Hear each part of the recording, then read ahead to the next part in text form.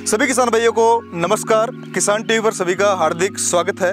आज हम एक ऐसे टॉपिक पर चर्चा करेंगे जहां हमारे मूंगफली के पौधे लगभग ख़त्म हो रहे हैं और क्या वजह है क्या वजह नहीं है। ये मूंगफली 1 महीने की मूंगफली हुई है, 30 से 35 दिन की मूंगफली हुई है और इसमें पौधे ख़त्म हो रहे हैं। ये तो वही बात हुई कि बच्चा जन्मते ही बीमार पड़ गया। तो किसान के सामने सबसे बड़ी समस्या ये होती है कि वो बीज भी अच्छा लेके आता है, बीजोपचार भी अच्छा करता है, उसके बाद में अगर फसल ख़राब होती है तो एक तरीके से अंतरात्मा से उसके दुख होता है, यार मैंने गलती कहाँ कर दी, क्या बीमारी आ गई मेरे खेत में जो पौधे ख़राब हो गए और इसकी क्या वजह है। तो इन्होंने मेरे को बुलाया और इनके खेत में आज आया हूँ देखने के लिए फसल तुरंत प्रभाव से। तो सबसे पहले हम आपको हमारे इन किसान से मिलाते हैं। तो सभी किसान भाई जो किसान टीवी पर हमारे साथ में जुड़े हुए हैं उनको आप अपना शुभ नाम बता दीजिए। जयपाल, गांव मन्याणा, तहसील नौका, जिला बीकानेर। जयपाल जी भांबू हैं और ये मन्याणा गांव नौका तहसील जिला बीकानेर के रहने वाले हैं। तो इन्होंने हमें बुलाया। तो मांगीला जो जयपाल जी, आप हमें ये बताइए कि क्या समस्या आई आपके खेत में। मैं 510 किसान बीज लेके आया और 35 दिन के बाद में पानी स्टार्ट किया, तभी पौधे उखड़ जाने लग गया। और लारला बीज जो 10 नंबर 20 नंबर मिक्स में है वो इसका बीज एकदम सही है, मतलब कोई समस्या नहीं है। इस 5 के 10 के में समस्या मिली है। ये आपने अपने खेत में 35 दिन आपको बीजान किए हुए होंगे, आप किसान 510 कोई कंपनी का बीज लेके आए हो। हाँ। और आपके इस खेत में समस्या बहुत ज़्यादा हो रही है। ज़्यादा 510 में इस 10 बीघा में बीजान करिए, इसमें ज़्यादा है। और आपने और कोई खेत में दूसरा बीज बोया है उसमें? हाँ, उसमें नहीं है। उसमें कौन सा बोया था? उसमें वो बायोसीड्स 10 नंबर और 20 नंबर। वेस्टर्न बायोसीड्स। हाँ, वेस्टर्न 10 नंबर 20 नंबर। 10 नंबर। हाँ, नहीं, उसमें कोई नहीं। चलो ठीक है। इसमें आपने बीजोपचार किस चीज़ का किया था? वो सिस्टिवा और इकतारा भुजिया 25%। ठीक है, बीजोपचार में कोई कमी दोनों नहीं में एक ही चीज़ है। अच्छा, वो उसमें 10 नंबर 20 नंबर में ये आपने काम में लिया था। हाँ। इस 510 में पौधे जा रहे हैं, इसमें अपने हाँ, सेम काम लिया, उपचार। ठीक है, दोनों भी चीज़ काम, न तो उपचार में कहीं कमी छोड़ी है और न बीज में कमी छोड़ी है। दोनों बहुत ही बेस्ट क्वालिटी की चीज़ ली हैं। तो आपके अनुसार ये मूंगफली कैसे ख़राब हो रही है, एक बार आपके अनुसार बता दो। मेरे को तो बीज में कुछ मिस्टेक लग रही है और कुछ गर्मी में मिस्टेक लग रही है। गर्मी से ही हो सकती है, बीज से ही हो सकती है, और तो इसमें कुछ डाला नहीं है। इनको ऐसा लगता है कि बीज में बहुत ज़्यादा शिकायत है और गर्मी की वजह से बहुत ज़्यादा शिकायत है। तो कन्फर्मिटी के साथ नहीं कहेंगे, कई बार बीज में भी समस्या आ जाती है, लेकिन हम इस समस्या का निवारण करने आए हैं। हम किसी का बुराई नहीं कर रहे हैं, हम किसी के इस समस्या का निवारण करने के लिए आए हैं। तो किसान भाइयों, इनके खेत में समस्या आ रही है, तो ये आपकी समस्या अभी क्या आ रही है मुख्य रूप से, वो बताओ। वो उखड़ जा रही मूंगफलियाँ, मूंगफली उखड़ की जा रही है। ठीक है, 20 या 30% जा चुकी है। 20 से 30% जा चुकी है। इनके खेत में 20 से 30% मूंगफली जा चुकी है।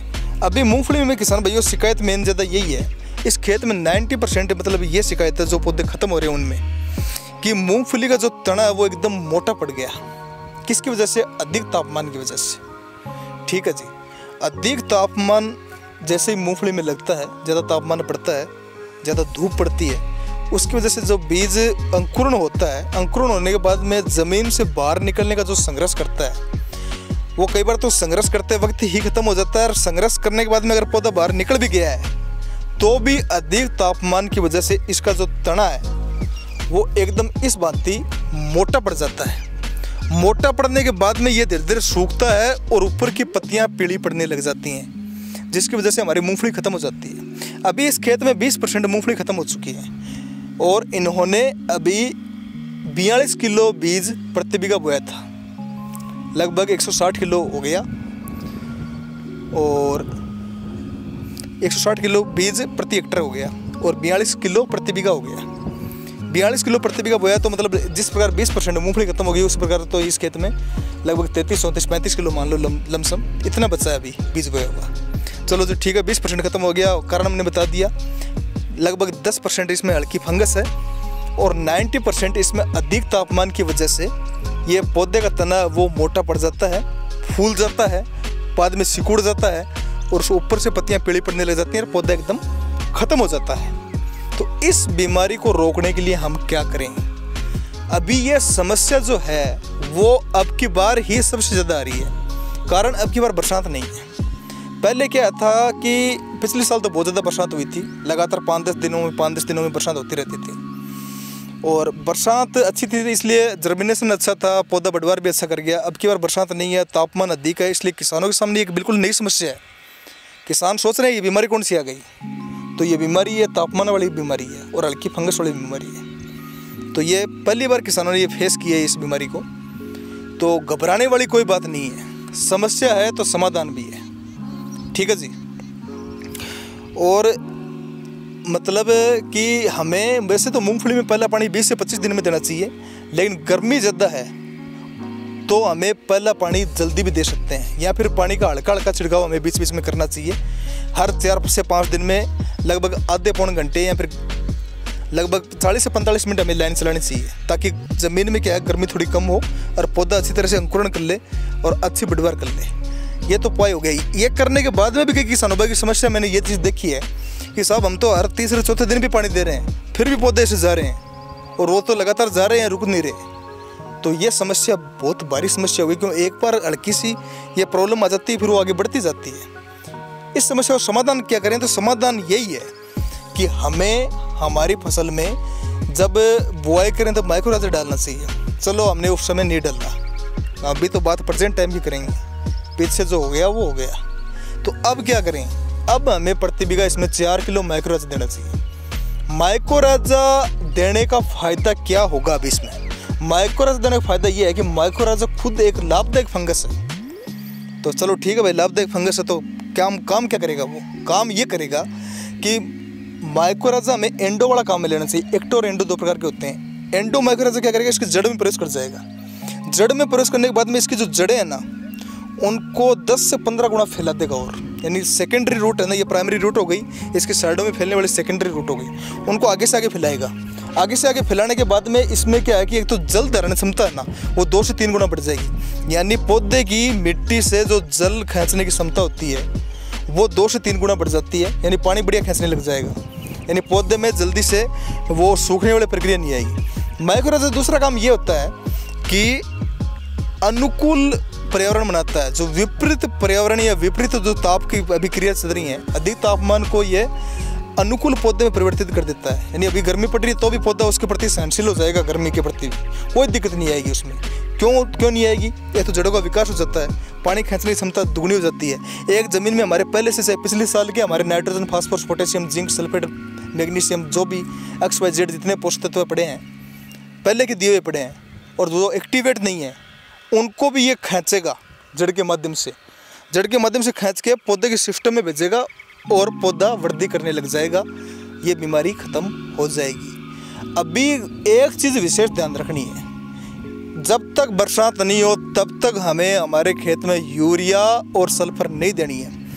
ये बीमारी आगे कई कुछ ज्ञानी होते हैं जो कि कहते हैं भाई साहब आप सल्फर दे दो। तो सल्फर एक इतनी गर्म चीज़ होती है, इसलिए उसको सल्फर गर्म चीज़ इसलिए होती है। छोटा सा उदाहरण दूं कि आप सल्फर में एक माचिस की तिल्ली जला के छोड़ दो, वो जल्दी से आग पकड़ लेती है। अब सोचो इतनी गर्मी तो आ गई है, अब इसमें सल्फर डालेंगे तो ये तापमान बढ़ेगा नहीं बढ़ेगा। केमिकल वाली चीज़ अगर हम डालेंगे तो 100% बढ़ेगा तापमान।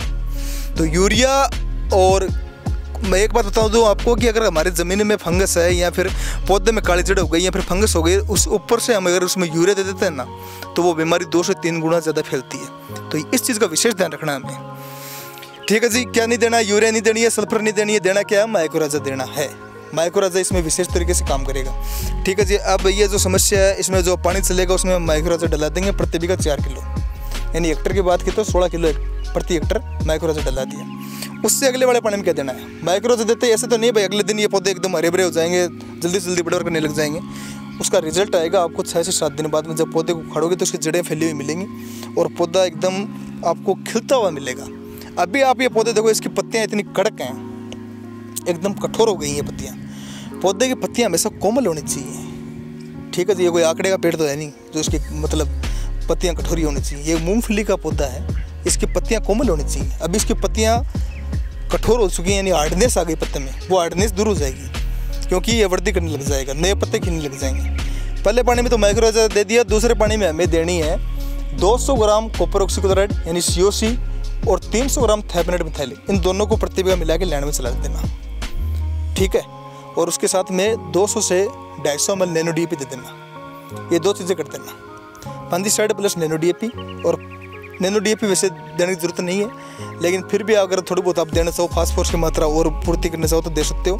और वैसे माइक्रोराइजा जड़ फुटान कर देगा, नैनो DAP की विशेष ज़रूरत नहीं है, ठीक है जी। पहले माइक्रोराइजा दे दिया, अगले पानी में कॉपर ऑक्सीक्लोराइड प्लस थायपनेट मिथाइल, ये 2 चीज़ देना। फंगस भी नहीं होगी 1% और पौधा बढ़वार करने लग जाएगा। उसके बाद में अगर बरसात हो जाए तो हमें सल्फर और बाकी जो माइक्रोन्यूट्रिएंट मिक्सचर दाना है वो देना है। उससे पहले कुछ नहीं करना है। बरसात हो जाएगी लगभग 28 तारीख के बाद में मानसून आ जाएगा राजस्थान में। उसके बाद में हमें जो भी क्रिया करनी है वो करनी है। उससे पहले हमें कुछ नहीं करना है, यही चीज़ करनी है। तो वीडियो पसंद आया तो चैनल को सब्सक्राइब जरूर करें, लाइक करें, कमेंट करें।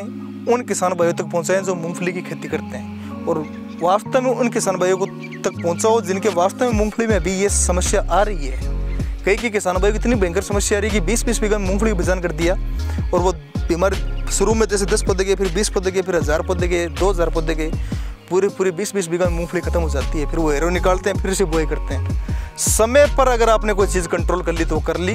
खेत खत्म होने के बाद में करने में कोई सार नहीं है। अभी इस खेत में 20% पौधे खत्म हो चुके हैं, आगे खत्म नहीं होंगे डेंगू की चोट पे, ठीक है जी।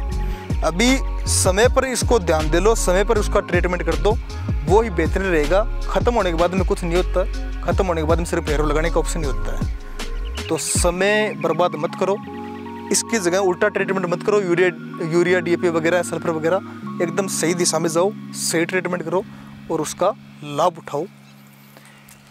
किसान टीवी पर सभी का अभिनंदन। मैं राहुल चौधरी, बहुत बहुत धन्यवाद।